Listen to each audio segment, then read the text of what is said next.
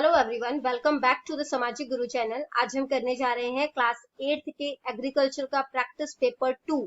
Practice paper 1 पहले ही upload किया जा चुका है, तो एक बार दोबारा से हम ब्लूप्रिंट जो है वो देख लेते हैं। लेसन नंबर 1, 2 और 3 से आपको जो है वो 2 MCQs, 2 fill in the blanks, 2 true false आएगा, 2 मार्क्स के क्वेश्चन जो है वो 2 आएंगे, 4 मार्क्स के क्वेश्चन 1 आएगा, तो टोटल 40 नंबर का पेपर आएगा इससे। ठीक है, इसी तरीके से लेसन नंबर 4, 5 और 6 से आपको 2 MCQs, 2 फिलअप्स और 2 ट्रू फॉल्स आएगा। 2 मार्क्स के क्वेश्चन 2 आएंगे, 4 मार्क्स का क्वेश्चन 1 आएगा, तो टोटल 14 मार्क्स का पेपर आएगा।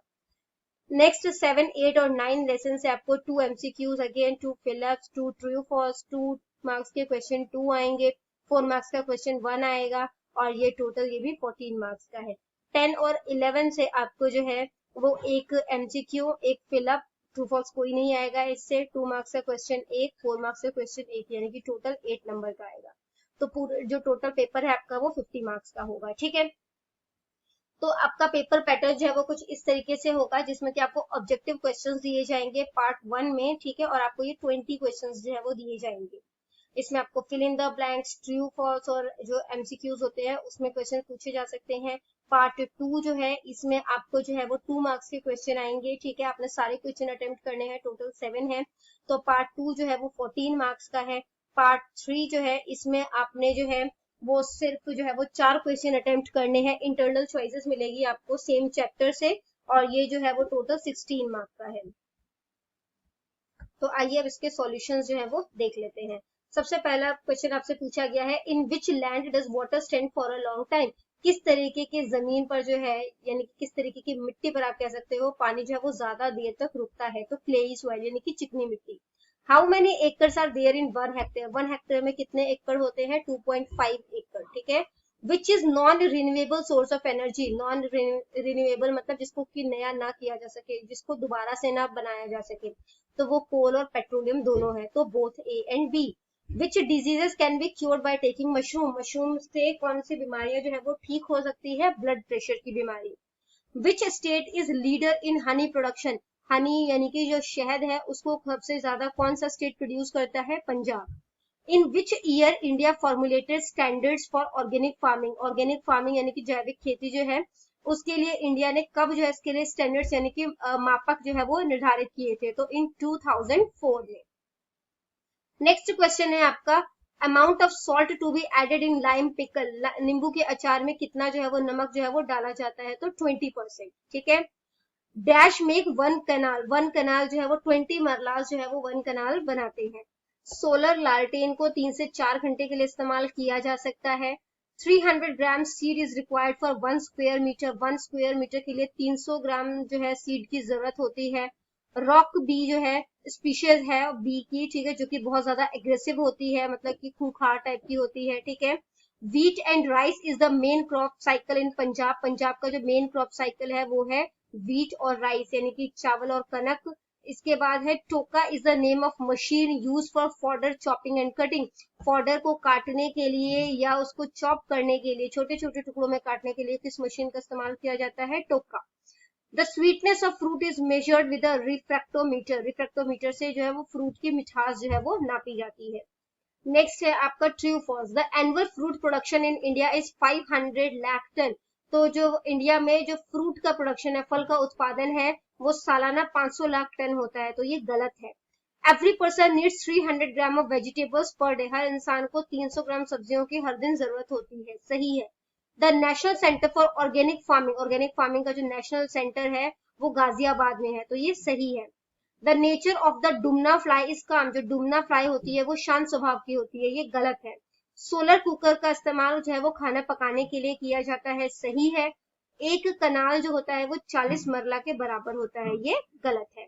पार्ट 2 पे आ जाते हैं। इसमें आपसे क्वेश्चन पूछा गया है, why produce should be cooled after harvest. तो जो जब मतलब कि हार्वेस्ट यानी कि जो भी फसलों की कटाई होती है उसके बाद उसे ठंडा क्यों किया जाता है? Produce should be cooled immediately after harvesting. This help in increasing the shelf life of the horticulture produce. तो ये फ्रूट्स के, वेजिटेबल्स के, ठीक है, फ्लावर्स के, उसकी शेल्फ लाइफ को बढ़ा देता है। कोल्ड वाटर और cold air can be use for this purpose. इसके लिए तो ठंडे पानी का इस्तेमाल किया जाता है या ठंडी हवा का इस्तेमाल किया जाता है। Explain the management practice for improving Sandy soil. Sandy soil यानी कि रेतीली मिट्टी जो है उसको किस तरीके से आप जो है वो सुधार ला सकते हो उसमें। Incorporate green manure which is 45 to 50 days old और before the flowering sets.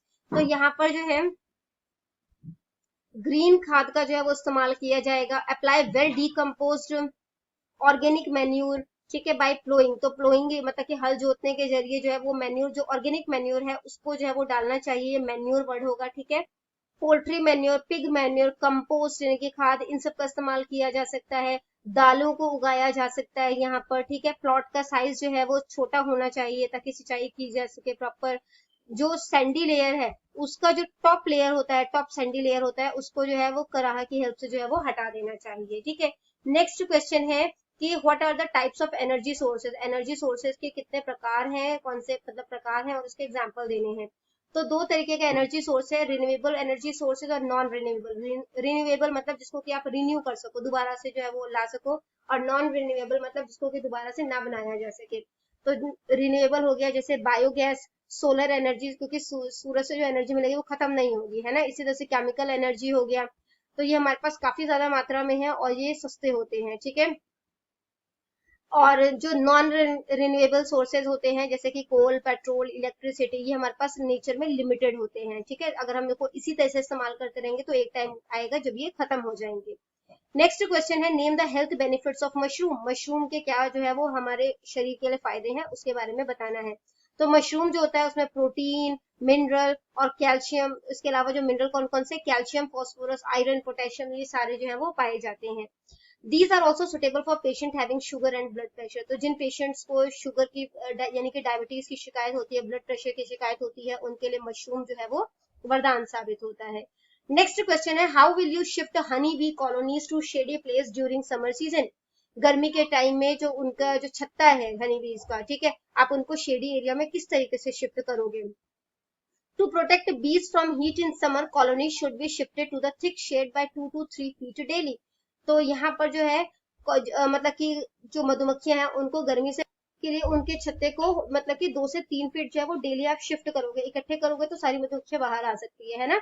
Ventilation जो है वो प्रॉपर होना चाहिए जो छत्ते के आसपास, और there should be a source of water near the apiary. और जो इनके घर है, ठीक है, तो उनके पास जो है वो पानी का सोर्स भी होना चाहिए। नेक्स्ट क्वेश्चन है what are the causes of. Next question आपसे पूछा गया है what are the causes of increasing demand of organic products, यानी कि जो जैविक पदार्थ जो है जिनकी डिमांड बढ़ती जा रही है उसका कारण क्या है।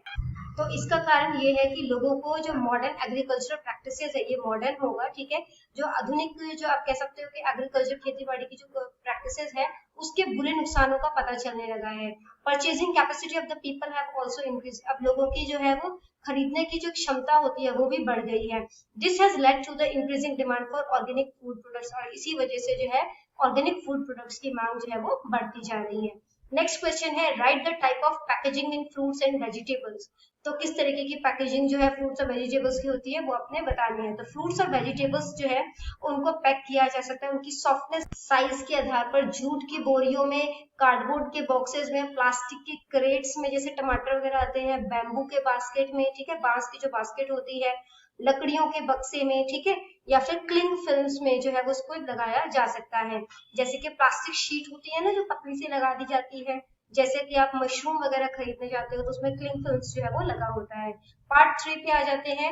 इसमें क्वेश्चन आपसे पूछा गया है कि जो लैंड का डिवीजन है वो क्यों जरूरी और कैसे जो है वो किया जाता है।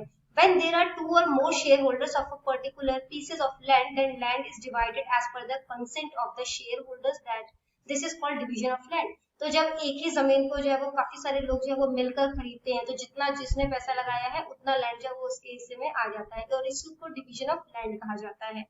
डिवीजन के बाद जो है वो ईच शेयर होल्डर जो है वो इंडिपेंडेंट ओनर होता है अपनी जमीन का, ठीक है। Now he can sell the land और मॉर्गेज हिज लैंड, यानी कि अब वो जमीन जो है वो अपना बेच भी सकता है या उसे किसी को गिरवी दे सकता है या उसे किराए पर दे सकता है, ठीक है, या फिर वो अपने इस जमीन के आधार पर लोन भी ले सकता है। नेक्स्ट क्वेश्चन है कि what is computerisation of land record. Land record का कंप्यूटराइजेशन जो है वो क्या होता है। All the land records have been computerised. अब जितनी भी जमीनें हैं वो सब कंप्यूटराइज्ड है, यानी कंप्यूटर में उसका डेटा फीड होता है। The certified copies of jamabandi and intkal can be obtain by paying requisite fee personally from nearby office of sub tehsildar और तहसीलदार, या तो आप तहसीलदार को पैसे देकर, जो भी उनका जो है वो फीस होगा, ठीक है, वो देकर, या सब तहसीलदार को देकर आप जो है वो इंतकाल या जमाबंदी जो है वो निकलवा सकते हैं। The land records can be seen, और जो ये लैंड रिकॉर्ड है ये आप www.plrs.org.in की साइट पर देख सकते हो। नेक्स्ट क्वेश्चन है कि what is the importance of mushroom in our diet, mushroom का हमारी डाइट में क्या जो है वो अहमियत है। तो मशरूम जो है वो एक, mushroom are used as food in bowl of the world, mushroom जो है एक ऐसा जो है आप कह सकते हो फूड है जो कि सारे संसार भर में इसका इस्तेमाल किया जाता है।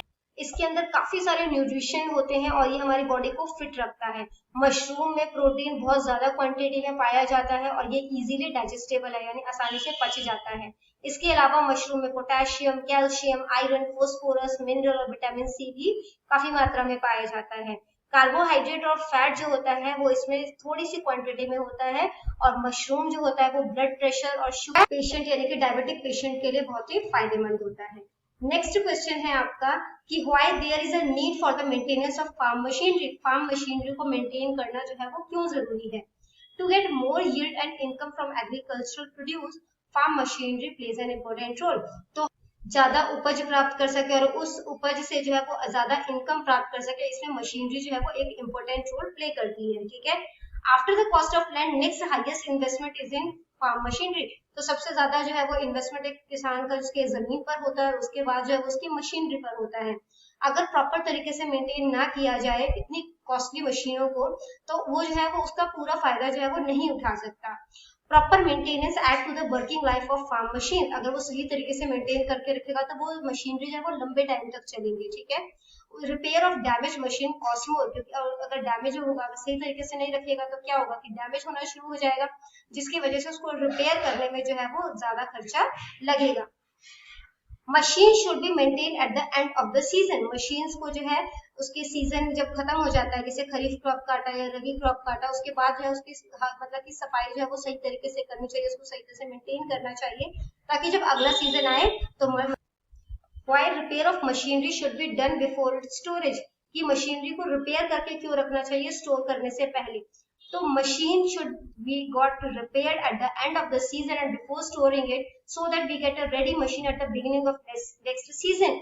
Time is also saved. तो ऐसा इसलिए करके रखा जाता है क्योंकि जब अगला सीजन आएगा तो मशीनरी बिल्कुल तैयार होगी कि हम जो है वो सीधा खेतों में जो है वो काम करना शुरू कर सके, इससे हमारा समय जो है वो भी बचेगा, ठीक है। By the end of season we know about the condition of the machine, क्योंकि जब सीजन का एंड हुआ होगा तो हमने उस मशीन को यूज किया और हमें उसकी कंडीशन का पता है। We know the parts of the machine which are creating problem, और हमें ये भी पता है कि कौन से पार्ट जो है मशीन के प्रॉब्लम क्रिएट कर रहे हैं। Therefore, machine should be taken care of, make replacement of the part which are not working properly or are causing trouble. तो जो भी मशीनरी का पार्ट जो है वो दिक्कत दे रहा है उसको या तो चेंज करवाओ या उसको रिपेयर जो है वो करवा लेना चाहिए। One can forget these things after long time, और मतलब क्योंकि खरीफ आप कह सकते हैं फसल और जो रबी फसल है उनके बीच में काफी लंबा ड्यूरेशन होता है, तो कोई इंसान जो है वो भूल सकता है कि मशीनरी में क्या क्या दिक्कत थी, ठीक है। तो therefore repair of machinery should be done before it's storage, तो मशीनरी का जो रिपेयर है वो स्टोर करने से पहले ही कर लेना चाहिए, ठीक है। तो नेक्स्ट क्वेश्चन है आपका डिस्क्राइब द मेथड ऑफ बर्डिंग, बर्डिंग की जो मेथड है उसके बारे में आपने बताना है। तो बर्डिंग जो होता है एक वेजिटेटिव प्रोपगेशन मेथड है, ठीक है, प्लांट को ग्रो करने का मेथड है। It involves the insertion of a cycle on the stock, तो यहाँ पे जो स्कियन है, ठीक है, उसको स्टॉक में जो है वो लगा दिया जाता है। A scion is a detached bud of a plant while a stock is the stem of the parent plant, तो जिसमें लगाया जाता है जो पेरेंट प्लांट है, ठीक है, उसके स्टेम में जो है वो लगा दिया जाता है, ठीक है। और ये सायन जो होता है ये जो है वो डिटैच्ड बड है, ठीक है, जो मतलब जो प्लांट हम लगाना चाहते हैं उसका एक छोटा हिस्सा है, ठीक है, उसको जिस प्लांट में लगाना चाह रहे हो तो वो उस स्टेम का हिस्सा जो है वो लिया है। Birds should be taken from healthy plants, जो बर्ड्स होते हैं वो हमें हेल्दी प्लांट से लेने चाहिए, which are known for their good quality fruits, जिसकी जो फ्रूट क्वालिटी है वो बहुत ज्यादा अच्छी है, उसमें बीमारियां नहीं है। Cut in the bark of root stock should precisely match with the size of bird, तो जितना उस स्टेम में जो या फिर आप कह सकते हो जो रूट है, ठीक है, उसमें उतना ही कट लगाना चाहिए जितना कि साइज जो है वो बर्ड का है, और उसके बाद उसे टाइटली बांध देना चाहिए ताकि वहां पर जो है वो जड़ जो है उसकी बन सके, ठीक है। नेक्स्ट क्वेश्चन है आपका, describe briefly about the nursery raising of शीशम। शीशम के पेड़ों की जो नर्सरी है उसके बारे में आपने बताना है। तो collect riped pods from healthy and straight trees in December to January. दिसंबर से जनवरी के बीच में जो सीधे लंबे पेड़ होते हैं, जो हेल्दी पेड़ है, उसमें से पके हुए जो पॉट्स होते हैं यानी कि जो फलियां होती है उसे कलेक्ट कर देना चाहिए, ठीक है। Nursery can be raised in polybags और इन सीड बेड्स। तो इसे जो पॉलीबैग्स में भी उगाया जा सकता है या सीड बेड्स लगाए जा सकते हैं। Suitable time for nursery raising is mid January, February and July August. तो सबसे अच्छा टाइम है इसके लिए जनवरी फरवरी का या जुलाई अगस्त का। Soak the pods in cool water for 48 hours before sowing. तो जब आप इसका प्लांट जो है वो लगाना चाह रहे हो तो आपको इसके जो पॉट्स है उसको 48 आवर पहले जो है उसको भिगो देना। इसके बीज को 1 से 1.5 सेंटीमीटर की गहराई पे लगाना चाहिए। जब सीड जो है वो जर्मिनेट हो जाते हैं 10 से 15 दिन के बाद, ठीक है। जब हम मतलब आपने बीज लगाया उसके 10 से 15 दिन बाद ये जर्मिनेट हो जाएंगे, छोटे छोटे पौधे आने शुरू हो जाएंगे इसमें। और जब प्लांट जो है वो 5 to 10 सेंटीमीटर ऊंचा हो जाएगा तो प्लांट्स को जो, क्योंकि पॉट लगाया इकट्ठे हमने बीज डाले तो जो प्लांट्स है उनको अलग अलग करेंगे, ठीक है। उनके बीच में स्पेसिंग जो है वो मेंटेन करेंगे 15 into 10 सेंटीमीटर की। For raising nursery 2 to 3.5 kg pots पर एकड़ आर रिक्वायर्ड। तो नर्सरी को रेज करने के लिए मतलब अगर सिर्फ शीशम की जो है वो आप जो है वो नर्सरी बना रहे हो तो उसके लिए आपको पर एकड़ जमीन पर जो है वो 2 से 3.5 किलो तक के पॉट्स जो है वो चाहिए होंगे। Nearly 60,000 plants can be obtain. और ऐसा करने से 60,000 प्लांट्स जो है वो प्राप्त किए जा सकते हैं। तो यहाँ पर जो है ये आपका प्रैक्टिस पेपर जो है कंप्लीट हो जाता है। इनकेस कोई भी डाउट है तो आप कमेंट सेक्शन में क्वेश्चन कीजिए, आपको रिप्लाई मिल जाएगा। Thank you very much.